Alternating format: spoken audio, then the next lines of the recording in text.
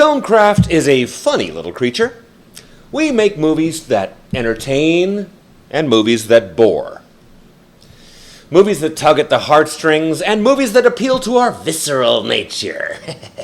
Movies that make you laugh your ass off and movies that make you cry so hard your friends think somebody died.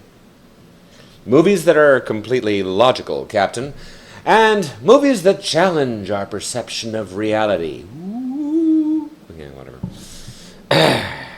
And then we make movies that make you think, what the fuck did I just watch? Here's your damn rant show, folks.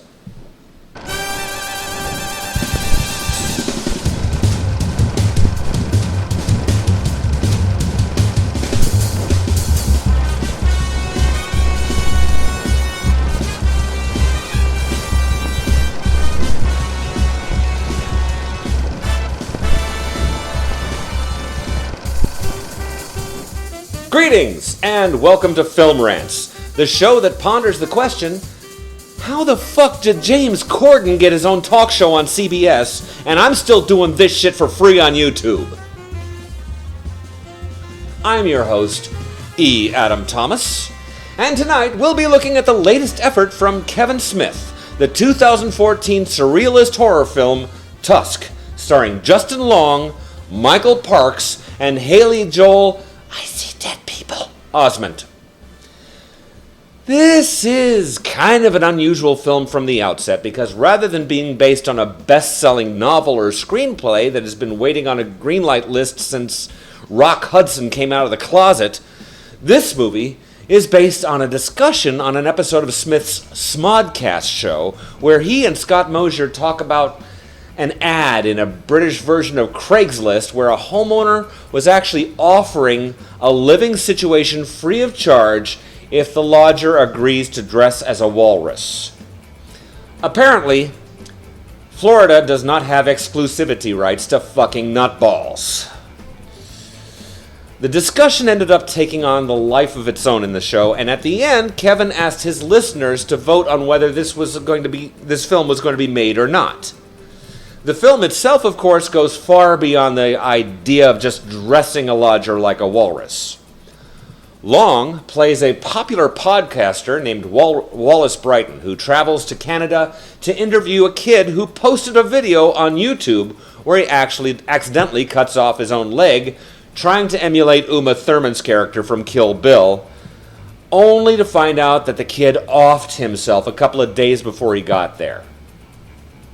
Desperate to fill the void, he stumbles upon an ad posted to a corkboard in a Canadian bar's men's room, asking for somebody to live with an old guy who claims to have many stories. He calls on the ad and meets the man, Howard Howe, played by Michael Parks, who indeed appears to have a storied past, including meeting Ernest Hemingway and surviving a shipwreck, having his life supposedly saved by a walrus. The deranged old fuck drugs his new friend, and when Wallace awakes, he finds his leg has been amputated, presumably due to a very nasty bite from a brown recluse spider. Much like the one that invaded our bedroom last night, but I digress. In actuality, the recluse is neither brown nor an arachnid, but a butt-fuck crazy old man who wants to turn Wallace into a fucking walrus.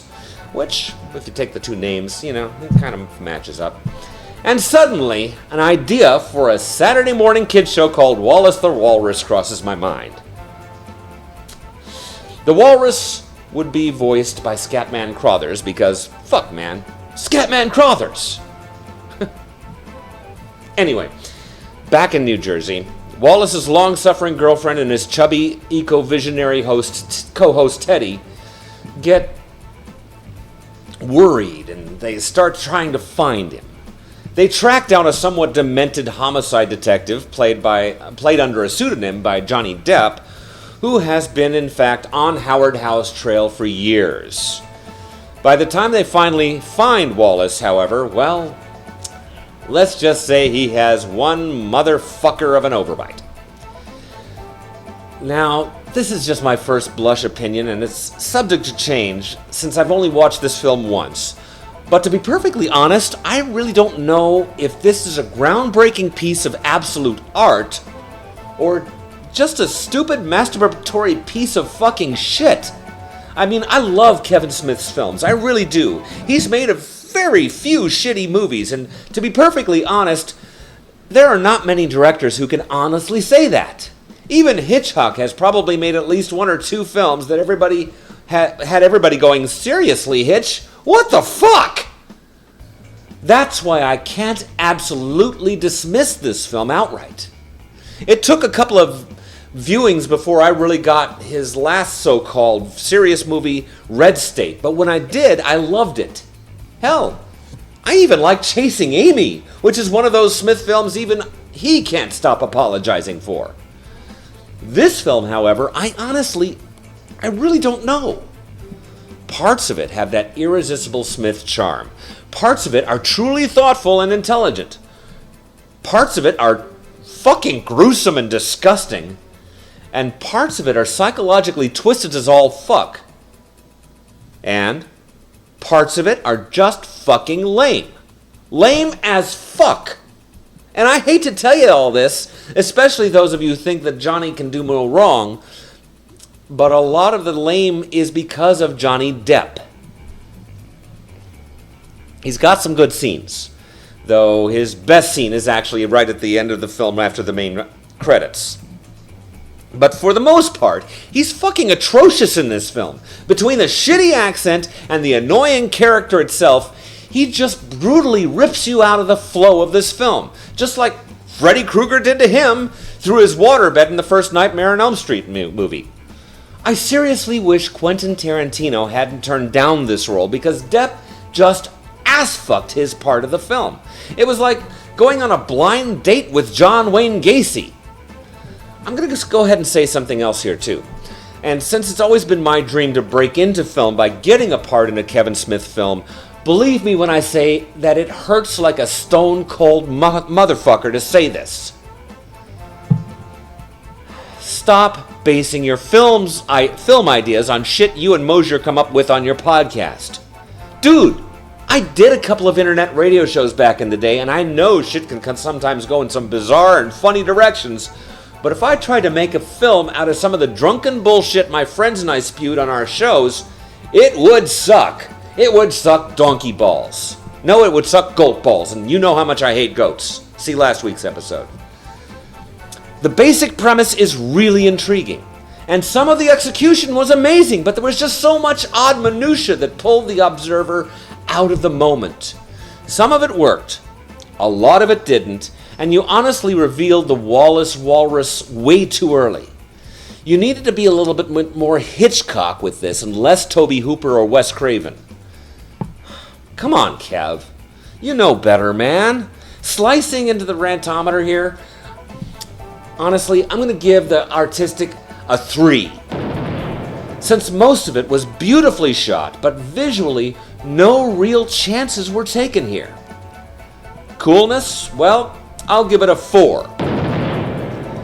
If for no other reason than watching Parks and Long walrus dueling to the strains of the titular Fleetwood Mac song was a stroke of demented genius. I loved that bit. Originality gets a solid 5. It gets loud. Because although it does kind of remind me of some of those old 60s and 70s drive-in horror films, Kevin certainly carved some new blubber out of those old carcasses. Pun intended. That brings us to Suckitude. You know, I have to admit, I'm totally stumped. Part of me wants to give it a full 5 because as a whole, the film did not seem to work for me at all. And yet part of me doesn't want to give it any blades at all because there's just something about this film that makes me suspect that there is something I'm missing. Something important. So, for the first time in the history of Adam's Film Rants, I am disqualifying the Suckitude category because I just don't feel I've analyzed the film enough to give it a fair rating. So for the time being, that gives Kevin Smith's Tusk a score of 12, at least for now. Maybe if I watch it again a couple more times and I feel it's warranted, I'll update the score with a few pejorative bloody blades. Remember, we're always hoping to hear from you. Email me at filmrantseat@cox.net, comment on the video here on YouTube, or just look us up on Facebook at www.facebook.com/filmrantseat. And don't forget to share the fuck out of this video. Come on. Come on, you know it's a good show. Stop hoarding it all to yourself. Come on. Just so you can be one of the cool kids, all right? I understand. You want to be the one that discovered us. Right, whatever. Okay? Anyway, until next time, take care and stay the fuck out of Canada. That's a fucking creepy place.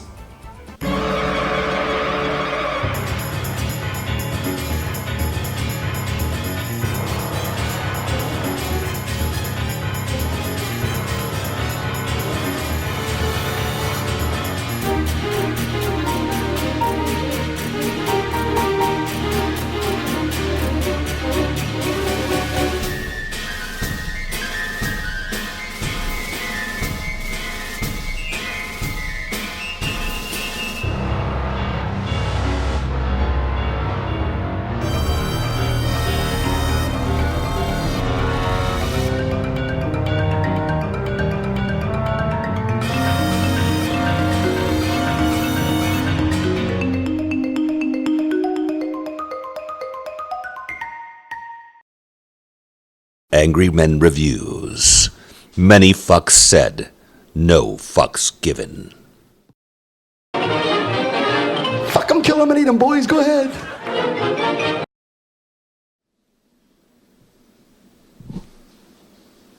I'm the walrus. I am the ape man. Woo! I am the ape man. Woo! I am the walrus. Goo goo choo goo goo goo choo. You can stop watching now. The credits are already done. We're done. Bye bye. I'm head in shape.